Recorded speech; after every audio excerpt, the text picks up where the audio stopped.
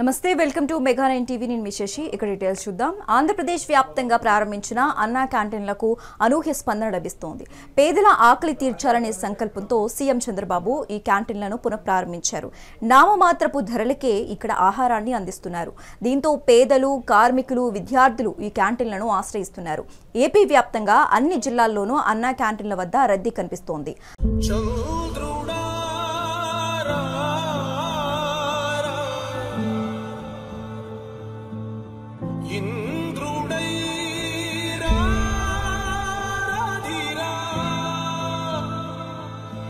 ఏనాడు నీ పరిపాలన మాకు వరం, నీ వల్లే ఈ రాష్ట్రపు సంక్షేమం సత్యం నిత్యం సఫలం. జనగణ మంగళ గాయకుడా, ఘనమగు చరితల నాయకుడా, పలుతరములు మము పరిపాలించర స్వామికుడా, నవయుగ మేధో సైనికుడా, సమయము తెలియని సేవకుడా, యువ నవ్యాంధ్రకు ప్రగతిని చూపర. గ్రామీణ ప్రాంతాల్లో నియోజకవర్గాల హెడ్ క్వార్టర్స్లో ఇంకొన్ని పెడుతున్నాం. అన్ని కలిపి 330 ఉంటాయి. ఇది దేశంలో ఎక్కడా లేనటువంటి ఒక పెద్ద కార్యక్రమం. ఎక్కడైతే పెద్ద ఎత్తున చేయడం లేదు. మీరే ఈ ఎన్విరాన్మెంట్ చూశారు. ఒక హైజీనిక్ కండిషన్స్లో, ఒక మంచి వాతావరణంలో పేదవాళ్ళకి దూరంగా భోజనం ఉద్దేశంతో శ్రీకారం చుట్టాం. దీనివల్ల పేదవాళ్ళందరికీ కూడా ఎలాంటి ఇబ్బంది లేకుండా ఎక్కడన్నా బయట వచ్చి పనిచేసినప్పుడు నాణ్యమైన ఫుడ్ కానీ, అదే వారికి పక్కన ఒక న్యూట్రిషియస్ ఫుడ్గా దొరుకుతుంది. దీనివల్ల వాళ్ళకి కొంత ఆదాయంలో వెసులుబాటు వస్తుంది. ఇళ్ళల్లో కూడా పనిచేసే కష్టం కూడా తప్పుతుంది. ఇది రాను రాను ఒక మంచి కార్యక్రమంగా తయారవుతుంది.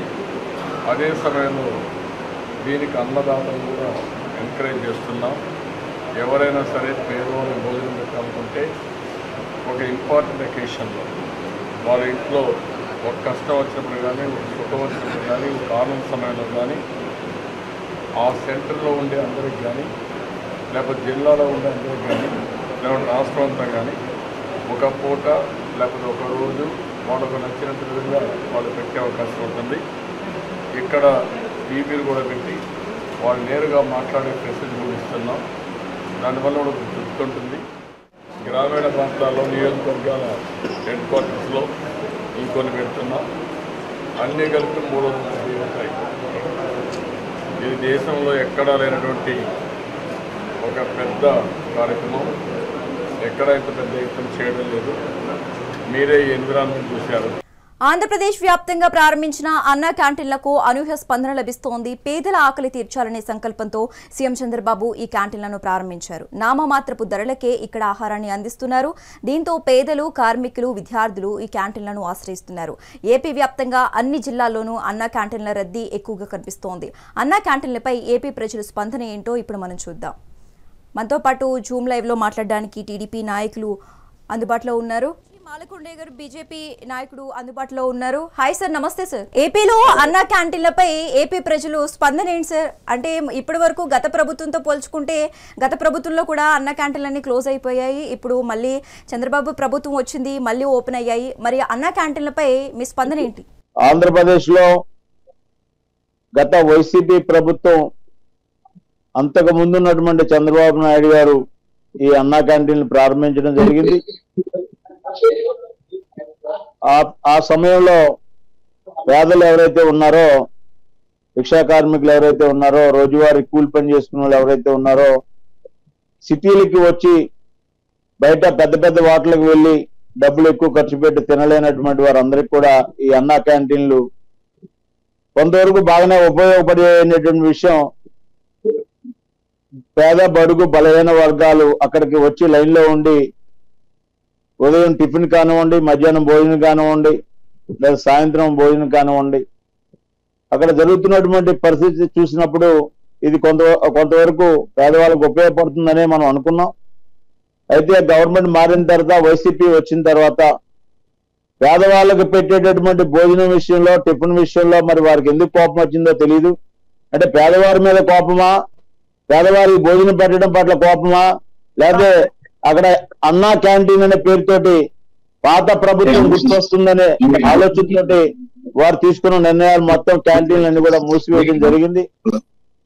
ఆ విధంగా అప్పటి వరకు అక్కడ భోజనం చేసి టిఫిన్ చేసి వారి యొక్క పనుల్ని సక్రమంగా నిర్వహించుకునేటటువంటి పేదవారికి గత 5 సంవత్సరాల్లో ఈ భోజనం దూరం అయినటువంటి విషయం మన అందరికీ తెలుసు. తర్వాత మళ్ళీ ఇప్పుడు కూటమి ప్రభుత్వం వచ్చిన తర్వాత ఆ యొక్క అన్నా క్యాంటీన్లు ఓపెన్ చేయటం, దానికి సంబంధించినటువంటి ఏవైతే ఉదయం టిఫిన్ కానివ్వండి, మధ్యాహ్నం భోజనం కానివ్వండి, సాయంత్రం భోజనం కానివ్వండి పేదవాళ్ళకి అందుబాటులో తీసుకురావడం అనేది చాలా సంతోషకరమైన విషయం, స్వాగతిస్తున్నటువంటి సందర్భం. అయితే ఇక్కడ పేదవారి దగ్గర 5 రూపాయలు మాత్రమే తీసుకుంటున్నప్పటికీ 3 పూట్ల కలిపి 15 రూపాయలు తీసుకుంటున్నారు. 15 రూపాయలు తీసుకుంటుంటే అక్కడ ఆ ప్రభుత్వం దానికి పెట్టేటటువంటి ఖర్చు దాదాపుగా 90 రూపాయలు, 3 పూట్ల కలిపి 90 రూపాయలు ఖర్చు అవుతున్నటువంటి గవర్నమెంట్ కి. అయితే 15 రూపాయలు పోతే మిగిలినటువంటి డబ్బులు ప్రభుత్వం భరాయిస్తుంది. ఆ ప్రభుత్వం భరాయిస్తుందా, లేకపోతే స్వచ్ఛంద సంస్థల నుంచి రిక్వెస్ట్ చేస్తుందా, లేకపోతే దాతలు ముందుకు వచ్చి ఇది మేము భరాయిస్తున్నామా అని చెప్పి ముందుకు వస్తున్నారా? ఏది ఏమైనప్పటికీ కూడా రాష్ట్ర వ్యాప్తంగా అన్ని క్యాంటీన్లో కూడా పేదవారికి పేదవారికి కావాల్సినటువంటి టిఫిన్ కానీ భోజనం కానీ దొరుకుతున్నటువంటి సందర్భంగా ఇది సంతోషకరంగా భావిస్తున్నాం. కానీ ఇందులో మొత్తం కాంట్రాక్టు అంటే ఎక్కడక్కడ భోజనం తయారు చేయకోకుండా ఒక సంస్థకి ఇచ్చి ఆ సంస్థ హెడ్ క్వార్టర్ లో భోజనాలు తయారు చేసుకొని ఆ యొక్క సంస్థ వెహికల్ ద్వారా ఏ రోజు ఎవరికి ఎంత కావాలి అనే దాని మీద ఆ ప్రాంతంలో తీసుకురావడం అనేది జరుగుతుంది. ఈ మధ్య కాలంలో కొంతమంది అక్కడ భోజనం చేసినటువంటి వారు కూడా చెప్పారు కొంత క్వాలిటీ కూడా బాగుంటుందని చెప్పి. ఆ విధంగా నడుస్తున్నటువంటి ఈ యొక్క పథకానికి మనం అందరం కూడా ఇంకా ఎక్కువగా ప్రచారం చేయడం కానీ, లేకపోతే దాతలు ఎవరైతే ఉన్నారో వాళ్ళని ఎంకరేజ్ చేయడం కానీ, ఇంకా ఎక్కువ మంది పేదలకు పెట్టేటటువంటి యొక్క స్కీమ్ ని ముందుకు తీసుకెళ్లడం కోసం మనం పనిచేస్తే పేదవాళ్ళకి ఉపయోగపడుతుంది అనేటటువంటి విషయంలో నేనైతే ఈ యొక్క పథకానికి స్వాగతిస్తున్నాను మేడం గారు.